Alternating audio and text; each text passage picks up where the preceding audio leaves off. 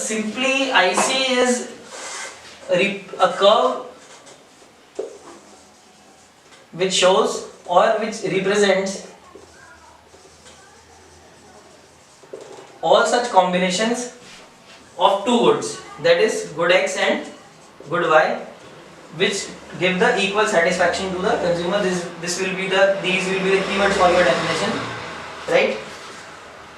These things need to be mentioned. Okay, now graphically we look at an indifference curve. Again, remember this indifference curve or the ordinal approach says that utility cannot be measured, right? Satisfaction cannot be measured, but the units consumed by the consumer, units of good X and the units of good Y, they are measurable.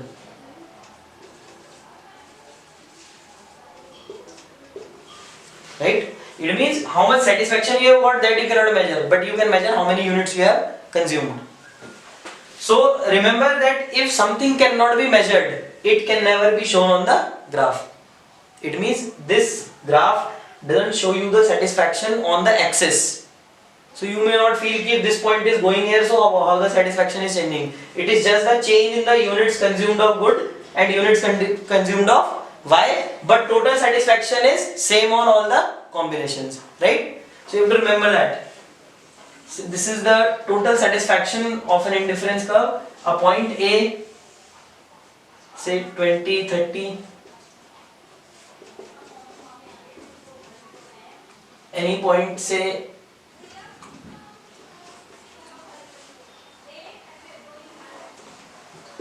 10 and 50. Say combination B. Similarly, any combination C. Say 50, 15. Okay, so here we can see three combinations A, B and C. Just see, if a consumer is in the original state consuming 20 units of X and 30 units of Y, and if he moves on to a second combination, say B, 10 units of good X and 50 units of good Y, only the number of units are changing, but his total satisfaction is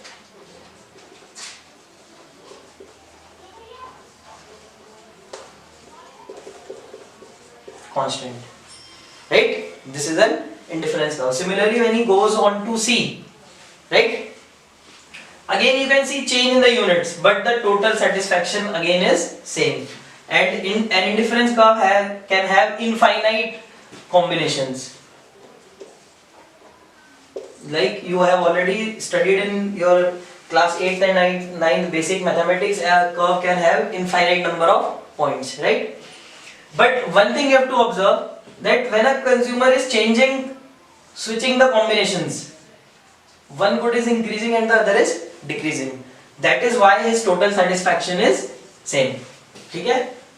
You can simply understand that the utility which he is losing when he moves from point A to point B in terms of X, he is losing 10 units of X, right? It means he is losing some amount of satisfaction that he is gaining by gaining the 20 units of Y. That's why the total satisfaction is same.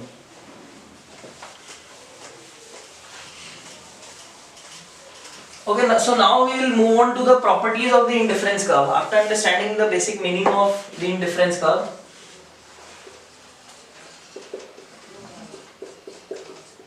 this is a very important topic. You will always find a question from this particular topic in whether it is your pre-board or board exam. The first and basic property of PPC is downward sloping. We have already discussed about downward sloping curve in the introductory lecture. What is a downward sloping curve, right? It simply means that there is an inverse relation between consumption of good X and consumption of good Y. Like when I drew the indifference curve, we can easily see that when consumption of one good is increasing, the consumption of other good is decreasing, and only then the total satisfaction can remain constant.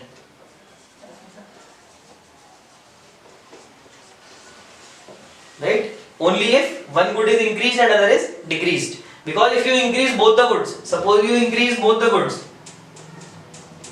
then total satisfaction will also increase. Because more you consume, more satisfaction you will get. Similarly, if you decrease both the goods, again total satisfaction will decrease. But our indifference curve definition says that total satisfaction should remain constant.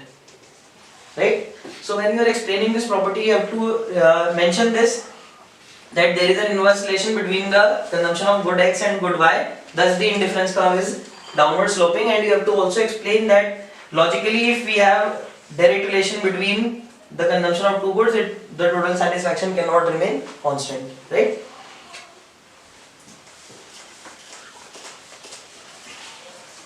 Then second property of an indifference curve is convex to origin.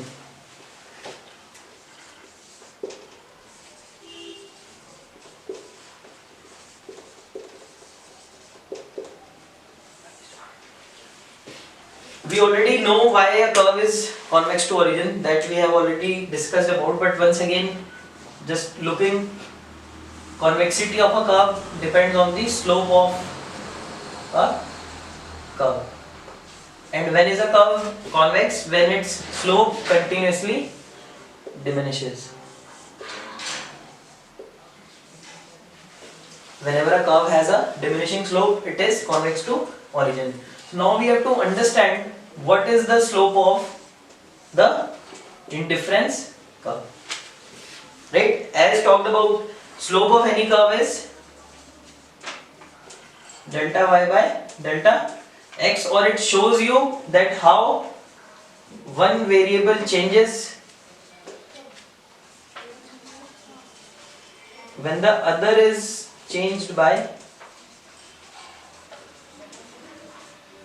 1 unit. Right? Just to recall, slope means that how would x be affected if you change y by 1 unit. Now as the slope of PPC was given the name of marginal rate of transformation, MRT, similarly here the name of the slope of IC curve is MRS, that is marginal rate of substitution, right? It is defined as the rate at which consumer is willing to sacrifice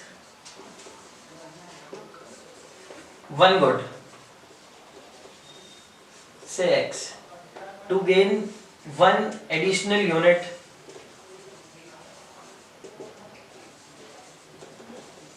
of the other good. Means if I am asked to sacrifice 1 unit of X, suppose I am asked to gain certain units of Y, say 2 units of Y, or say 1 unit of X, then how many units of the other good am I ready to sacrifice, right? Like if I want to increase the consumption of X by 1 unit, I have to decrease the consumption of Y. How many units of Y am I ready to sacrifice? That is known as the MRS. When you define it, you have to mention it is the rate at which the consumer is willing to sacrifice. Remember, it is the rate at which the consumer is willing to sacrifice. It is the consumer's choice. You may have your different choice, I may have my different choice, right? One good to gain one additional unit of the other good. Means how much the consumer is valuing the good. We will understand it in a better way with the help of a numerical example as well.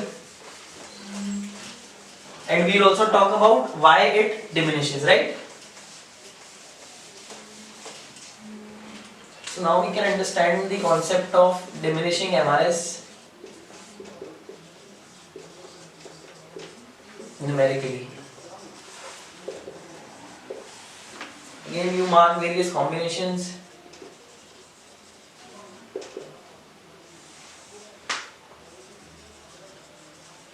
Good X, good Y, and MRS. Say A, B, C, D, F, E. Say 1, 2, 3, 4, 5.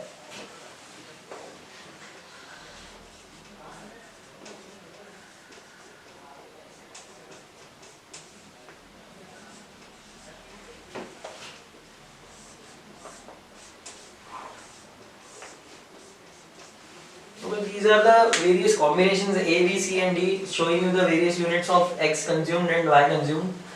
Like as already talked about, MRS is slope, so it is delta change in one good upon the change in the other good, right? So here we see that when I change X by 1 unit, I am willing to sacrifice 6 units, right? First place so we cannot calculate, so it would be 6:1. Then similarly here 5 units, 5:1, 4:1, 3:1 and 2:1, right? This is the concept of diminishing MRS represented numerically. Again, it is not a rocket science. You may take any, just remember to take change X by 1 unit. You can take any value, 40, 50, any value. Remember, if you are deducting 6, then deduct 5, then deduct 4 and 3, 2, like this, right? Simply you can always plot the diminishing MRS. Now we will study that why this MRS is diminishing, okay? That is another important concept. Why does the MRS diminish? And it is basically dependent on the law of DMU. You have to remember that law of DMU is operative in both the approaches, right? Whether utility is measurable or not, but it declines as you consume more of a good. I told you about the water diamond paradox, right? Okay, now we have to talk about the concept why the MRS goes on diminishing or why MRS diminishes, right? This is the reason because the indifference curve is convex. But now we have to understand why this happens. Remember the water diamond paradox.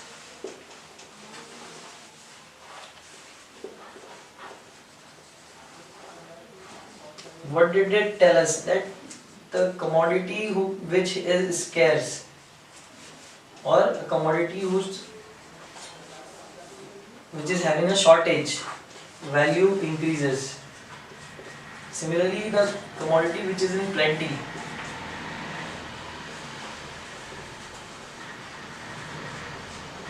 the value decreases. Right? Like in the water diamond paradox, water was scarce and diamonds were in plenty. And as I told you that this is also derived from diminishing MRS is also derived from the law of DMU only. Simply says that if you keep on consuming the units of a particular good, the marginal utility will go on decreasing. But as such, under the IC curve, you do not have any marginal utility because their utility is assumed to be immeasurable. So here we call it as the marginal significance. This is the keyword here. Call it as the marginal significance of a particular good. And suppose a consumer is consuming two goods, say rice and say any good, say salt. Certain units, combinations A, B, C, D, E and F.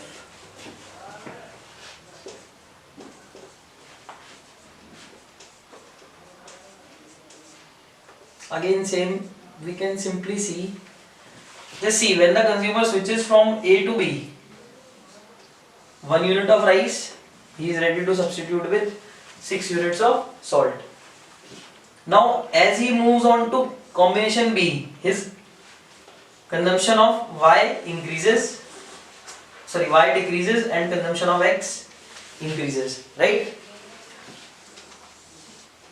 Similarly, when he moves on to point C, D, E and F, you see that continuously the consumption of X is rising and consumption of Y is falling, right? So it means that consumer's marginal significance for Y is increasing. Okay, or he is feeling the shortage of this commodity in his consumption basket because earlier he was having plenty of salt, but now slowly what is happening, there is scarcity of salt, right? Or you can say the marginal significance of salt or good Y is rising, increasing. Similarly, for X, you can see the consumption is constantly rising, increasing. So according to the law of DMU, that the utility will fall, and according to the marginal significance also, its importance or significance is decreasing. Like simply if you have a 10 rupee note in your pocket and a friend asks for that 10 rupee note, you will not give him. Value is high, scarcity. If you have 10,000 in your pocket and 10 rupees are asked by your friend, you will give it, don't mind, plenty, right? You have to remember the concept. The good which is increasing, its marginal significance is falling, and the opposite for this. Why I am stressing again and again on this concept? Because it is a very important concept. Questions are often framed from here. You have to remember why MRS goes on diminishing, or with the help of a numerical example explain MRS, or why is an indifference curve convex to origin. All have the similar answer, same answer, right? So it is an important topic. Before moving on, just remember two properties we have already discussed for indifference curve. First is the downward sloping property and second is the convex to origin. Now we move on to the third property. But before moving on to third property, we have to understand the meaning of this term, monotonic preference. Right? If you say monotonic preference, if I have to explain to a layman, I would simply tell him more is good.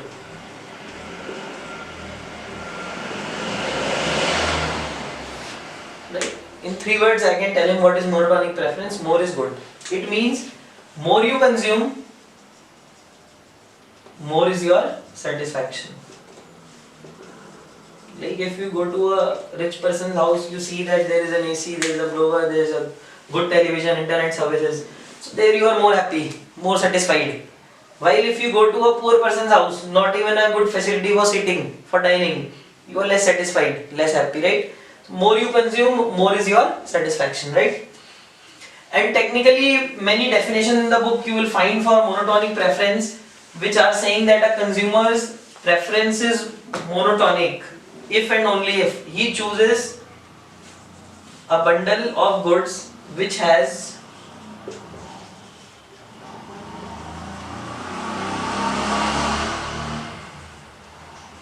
more of one good and no less of other.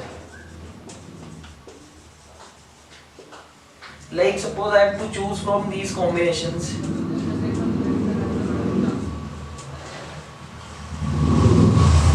Right? So my preference will be monotonic if I choose this combination. Right? If you compare them, I have more of one good and no less of the other good. If you compare with any of the bundles, right?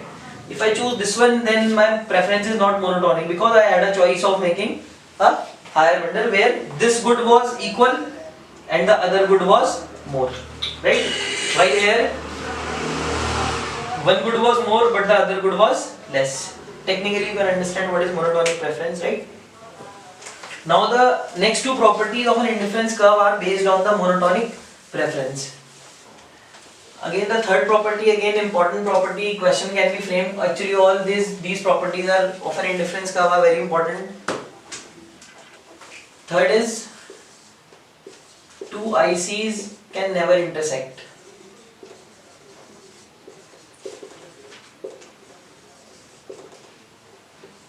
Okay, first to prove that this is wrong, first we have to make them intersect. This property can always be explained only with the help of a diagram.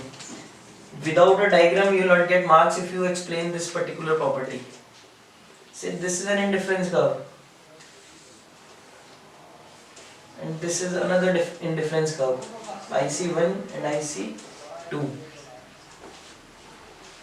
Any point A, say 20, say 30. Then any point B,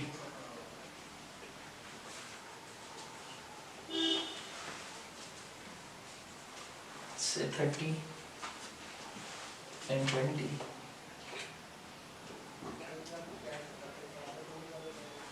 Then any point C, say 40. भाई मत कर यार क्यों कर रहा है यार? This is our combination C, right? So if I write these combinations, and one more thing you have to observe that combination A and B, they are lying on the same indifference curve. It means satisfaction from A is equal to satisfaction from B. Similarly, A and C are also lying on the same indifference curve. Both are lying on IC2 while A and B are lying on IC1. Now we just compare these bundles. Where I have A is 20, 30.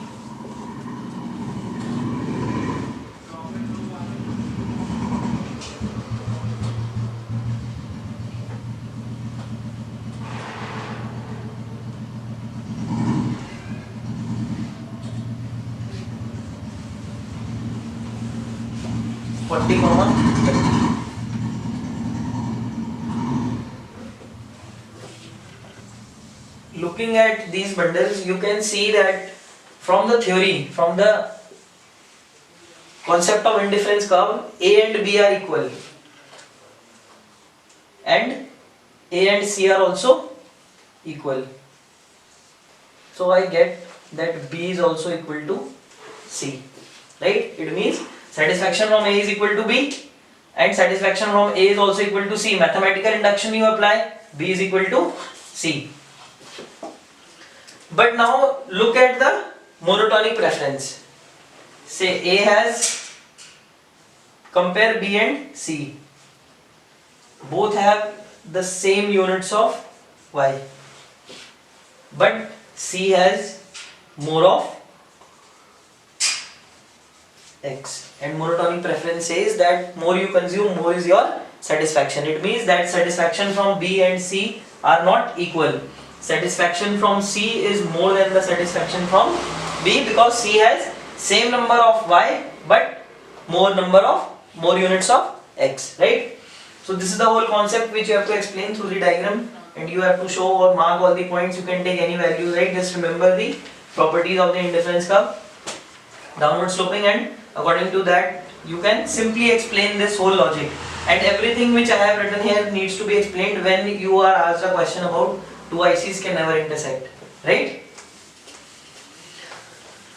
Then the fourth property of indifference curve, again it is based on the monotonic preference. It says a higher IC or IC to the right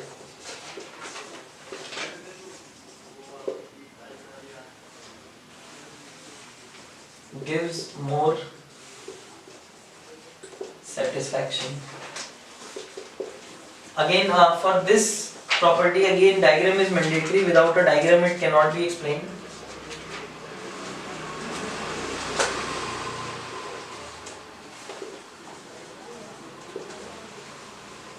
So this is one indifference curve, IC1, and another indifference curve, IC2. I have any point A, 30, 50.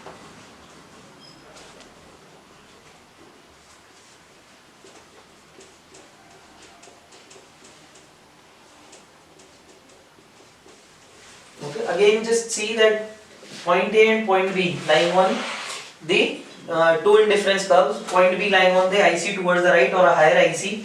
Again it has more of X and same number of Y.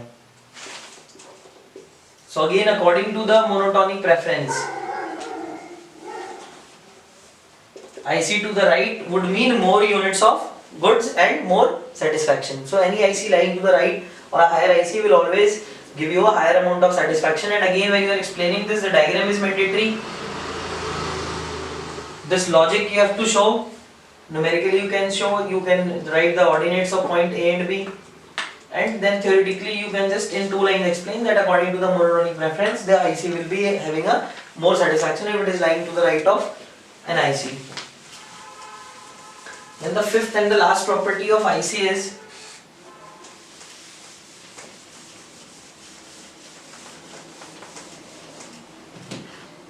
that IC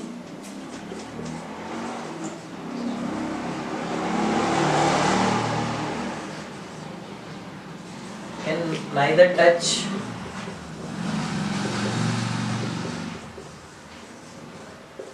x-axis or y-axis. Again in maths you have already studied in the graph that on the x-axis y is 0 and on the y-axis x is 0. So suppose a point is lying here, A. So it will have say 20, 0. Any point lying here will have 0, 50. Because on y-axis x will be 0 and on x-axis y will be 0. And definition of IC says that it is the combination of two goods. So the definition of IC cannot be fulfilled if consumer is consuming only one good.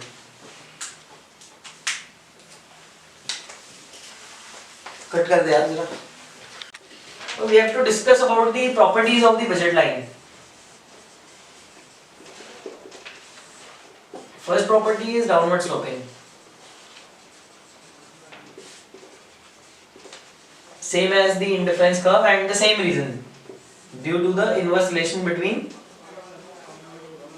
the consumption of good X and the consumption of good Y. But here the reason for this inverse relation is the income. There it was the total satisfaction, here it is the income. Suppose you increase the consumption of good X, it means you need to spend more on X. So you have less money left to buy Y. Thus you will always be in a position to buy lesser units of the good Y if you increase the consumption of good X, right? So if a question is asked, you have to explain all this. It is due to the inverse relation between the consumption of good X and good Y, and the reason being this. This also you have to explain that if a consumer increases the consumption of good X, then less money would be left to spend on good Y, thus its consumption would fall.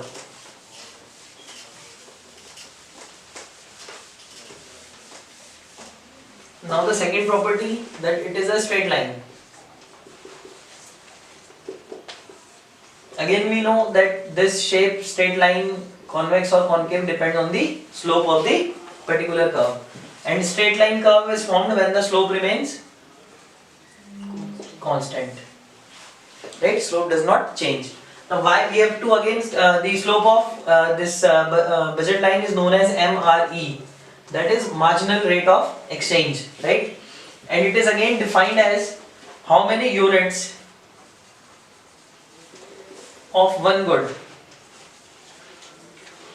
need to be sacrificed to gain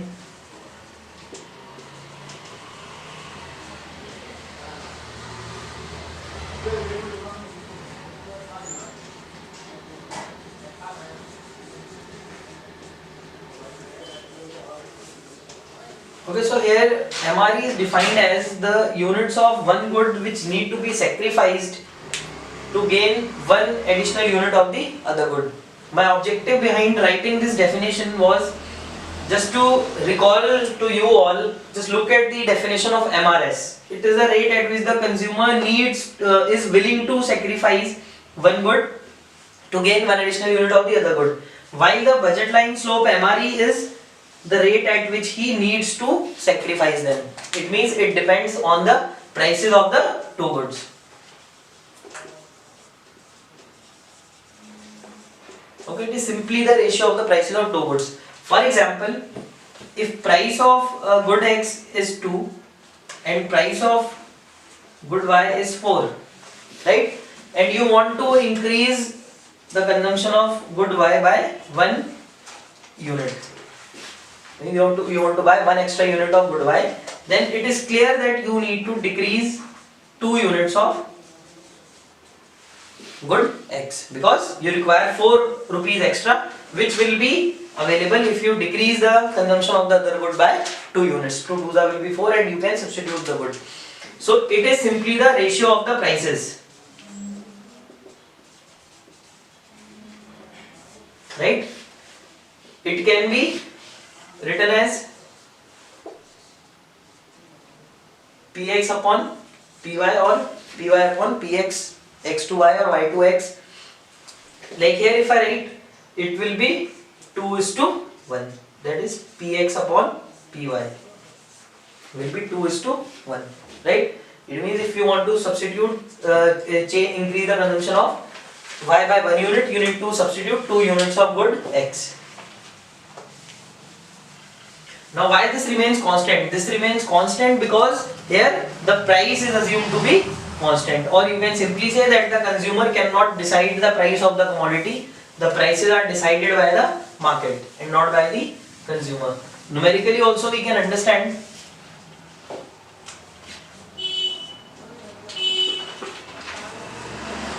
We mark various combinations.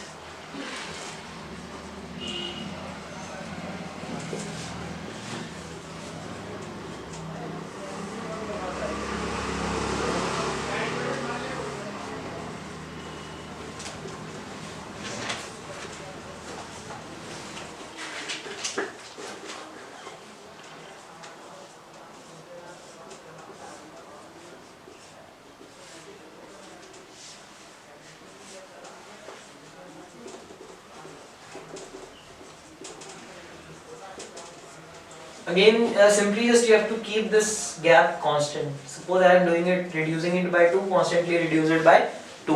And it simply means that the MRE is 2:1, means 2 units of the good Y is required to gain 1 unit of good X, right? Means the ratio of the price is 2:1. Okay, so if you are asked that why does the Y's budget line is straight line, so you have to mention that it is due to its constant slope, that is MRE.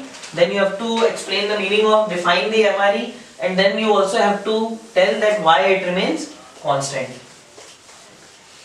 Okay, so and remember that the budget line can shift if the consumer's income or the prices of two goods are changing, right? For example, I just let you know one small example. Say the income of a consumer is 100, same we take. Price of X was 4 and price of Y was 5, right?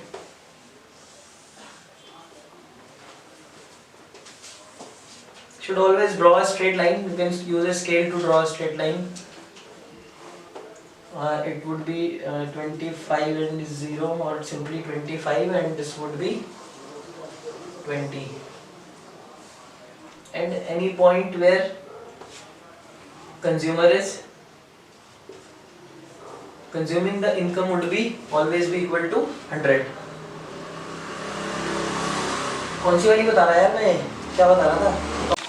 So now we'll talk about our conclusion of the consumer's equilibrium. As I told you that the consumer's equilibrium is under the IC analysis is obtained by adding the concept of the indifference curve and the budget line, right? It shows the consumer's choices and it shows that what the consumer requires to do, or it simply shows the choices of the market, how the market has priced the various goods. The first condition of the equilibrium is MRS XY is equal to PX upon PY, or I can simply say that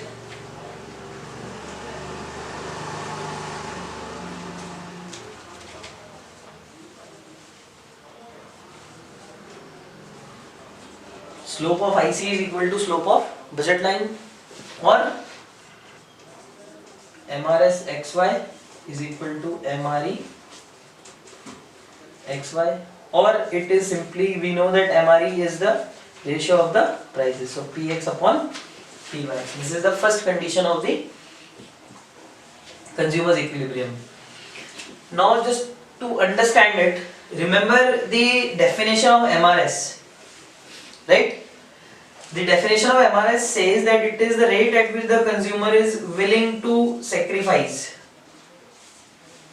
one good to gain one additional unit of the other good. While MRE is the rate at which the consumer needs to sacrifice one good for the other, for one good unit of the other good. So when the consumers, and remember this is decided by the market, the prices are decided by the market, and this is decided by the choices are decided by the consumer. So when the consumer choice is equal to the value of the goods given by the market, then he is said to be in equilibrium. It means that he is valuing the goods in the same way as the market is valuing them. He is a rational consumer. So this is the logic behind the whole condition, And this is a very important condition. Very often it is asked in the form of question and answer. So whenever you are to explain it, you have to write that MRS xy is equal to px upon py. It simply means that the slope of the indifference curve is equal to the slope of the budget line, and then you have to define. It means that if the willingness of the consumer at which he is willing to substitute the goods tally with the rate at which he needs to substitute the goods, that point is said to be his equilibrium, right? Then there is one more condition, that is the second condition of the consumer's equilibrium. If a general question is asked what is explain consumer equilibrium, you need to explain both the conditions. Second condition is